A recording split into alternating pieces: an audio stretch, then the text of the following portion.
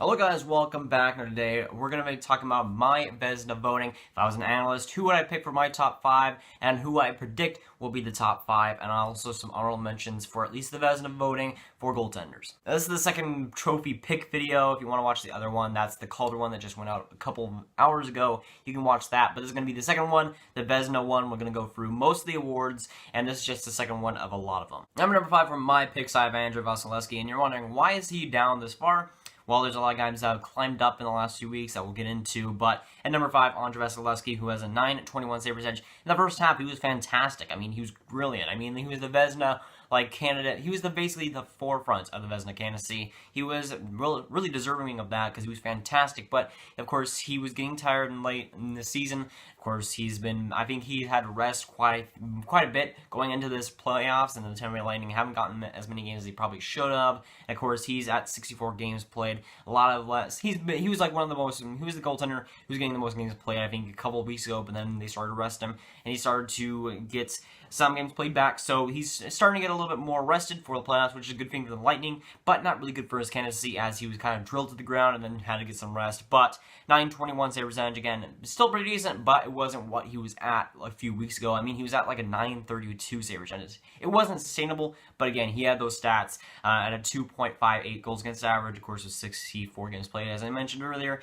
He's been fantastic, but again, he was just having to play almost every single game for the Tampa Bay Lightning because they really had no backup for a while, and then they had to rest him because they were just playing him too much, and that's really what drove his stats down, which is a shame because I would have liked to see him win the Vezina, but I just don't think it's really likely. Now, number 4, I have Sergei Bobrovsky on the Columbus Blue Jackets. He's sporting a .921 save percentage, like Andrei Vasilevskiy, with a .242 goals against average in 65 games played. He's been great overall for the Columbus Blue Jackets. I think there was a stat where he had like the most saves above average, something like that, where he was bailing his team out again and again. There was a lot early in the season, he was bailing them out for sure. They had that rough patch in the middle of the season, but Bobrovsky was still pretty decent at that stat. But then they got on the right riz up as the season went on. Of course, in the second half of the season, they've been really great, and Bobrovsky has been great as well. In the first half, though, in the second half, there was really some rocky patches, but man, Bobrovsky has been the anchor of that team, and especially getting into the playoffs. I think Bobrovsky has to take full credit for that because he's just been fantastic, especially when the Columbus Blue Jackets were struggling to score throughout the whole season. Bobrovsky was there throughout, and I think that he definitely deserves to be top 5, if not top 3 for the Vezina voting. At number 3, we have Connor Hellebuyck, who has a .923 save percentage for the Winnipeg Jets with a .238 goals against average and a 66 games played. He's been consistent throughout the whole season. The Winnipeg Jets, we thought Mason was going to be the answer somewhat for them. I didn't really think that, but some people did. People thought that Mason was going to be the answer for the Jets, but Connor Hellebuyck stepped in. He started playing games. He started playing fantastic, and he kept playing fantastic, and he turned into the starter for the Winnipeg Jets, and that's fantastic because another American-born hockey goalie stud. That's fantastic to see. But Hellebuyck having a fantastic season, breaking out this season, it's great to see, especially when you think that Mason would have been the answer. But no, Hellebuyck has been great. He's been consistent throughout the whole season. He hasn't really had too many rough patches throughout the whole season. He's just been great throughout, and that's what I like. I like consistent goaltenders, but yeah, I think that Connor Hellebuyck definitely deserves to be in this top 5 and not top 3, and he's really been one of the key reasons for the Winnipeg Jets' success. They really needed a goaltender for a long, long time, and they finally gotten him in Hellebuyck. At number 2, one of the more underrated goalies in the league, I feel, is John Gibson. He's going to be at number 2 with a .926 save percentage, a .243 goals against average, and 60 games played.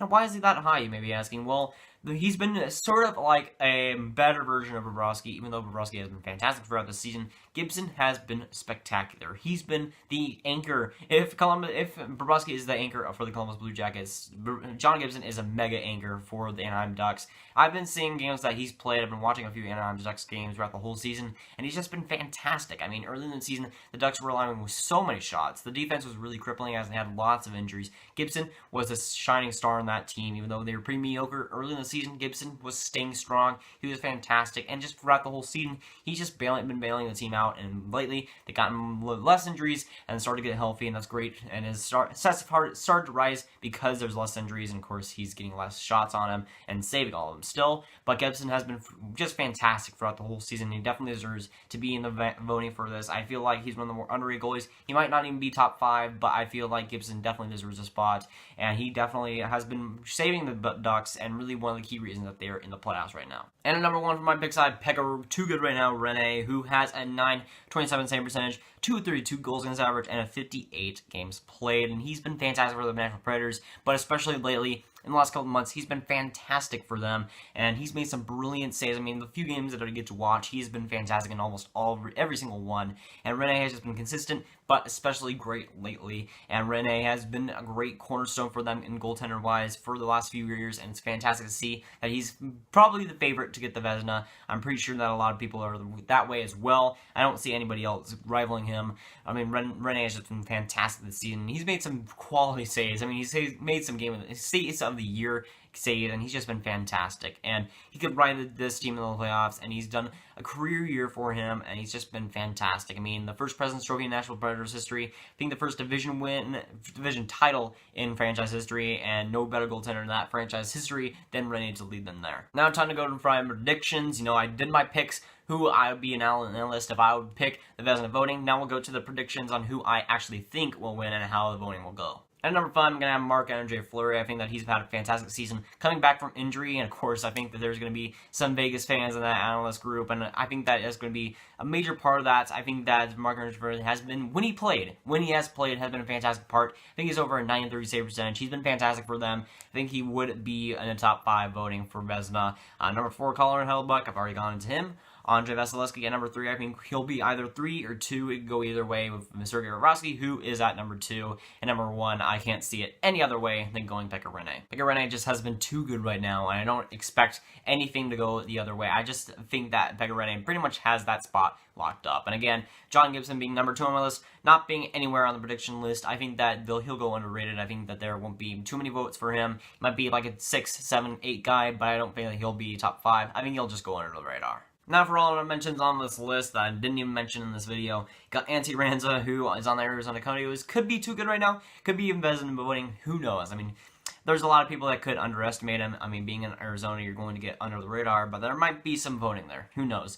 Roberto Luongo just got his 1,000th game the other day. Fantastic this season. Really underrated, too. Again, in Florida, another underrated place to go, really under the radar. And he's been great this season, honestly. When he's not been injured, he's been great for the Florida Panthers. I got Jonathan Quick, who is hot to start the season. Kind of his trade off in the second half. Unfortunately, he's one of my favorite goaltenders in the league.